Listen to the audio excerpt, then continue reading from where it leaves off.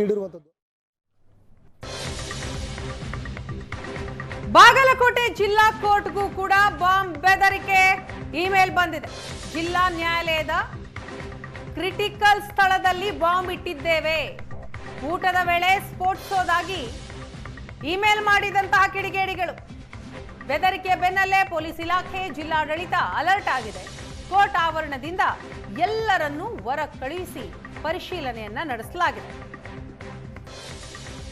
ಬಾಗಲಕೋಟೆಯ ನವನಗರದಲ್ಲಿರುವ ಜಿಲ್ಲಾ ನ್ಯಾಯಾಲಯ ಇದು.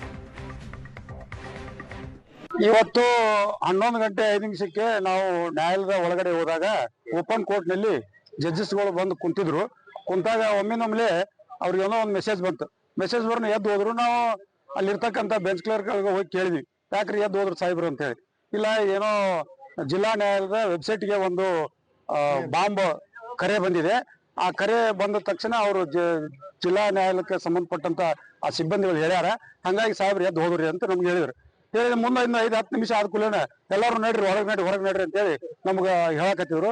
ಅಲ್ಲಿ ಇರ್ತಕ್ಕಂಥ ಕಕ್ಷಿ